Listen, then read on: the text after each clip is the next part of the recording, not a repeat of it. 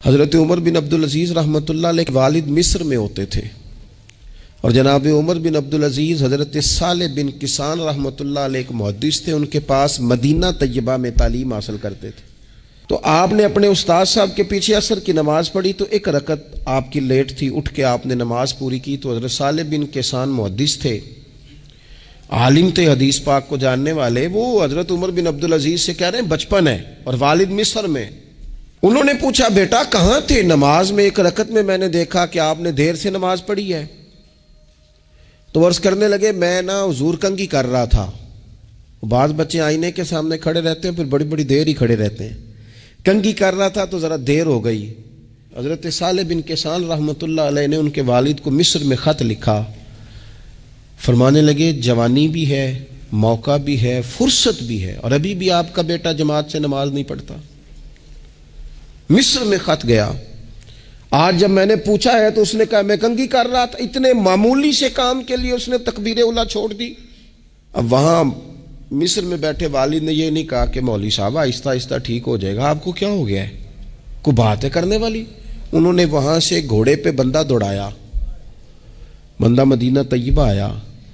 اس نے کہا جاتے ہی عمر بن عبدالعزیز کو لے جانا حجام کے پاس اور اس کے سارے بال اتروا دینا، اور اسے کہنا پتر جن بالوں کی وجہ سے نماز رہ جائے ان بالوں کو سر پہ نہیں رہنا چاہیے۔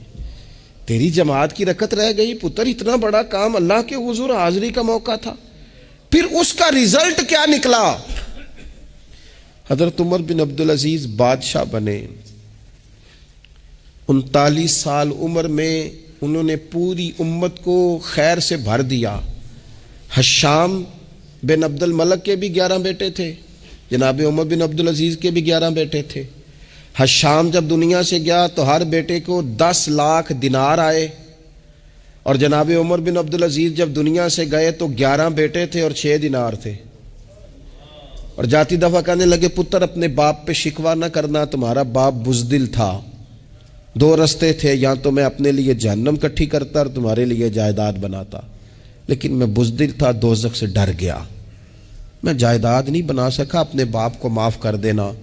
تو بچے کہنے لگے ابا جی ہم جس گلی سے گزرتے ہیں لوگ اٹھ کے کھڑے ہو جاتے ہیں کہ نیک باپ کی اولاد جا رہی ہے، اچھے باپ کے بچے جا رہے ہیں، ہمیں کوئی ضرورت نہیں جائیدادوں کی۔ وہ شخص جو یہ بیان کرتا ہے نا کہ 6 دینار چھوڑ گئے تھے، وہ کچھ کفن دفن پہ لگ گئے، کچھ اور کسی کام لگ گئے، 6 دینار کل بچے بچوں کے پاس، 11 بیٹوں کے پاس۔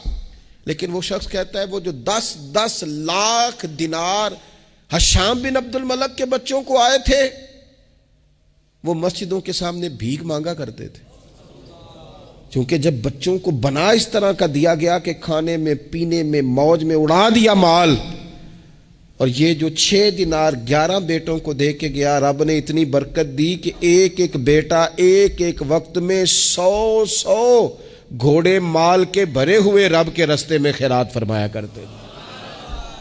اصل دولت اولاد ہے، اصل دولت اس کا اخلاق ہے، اصل دولت اولاد کی اخلاقی تربیت ہے۔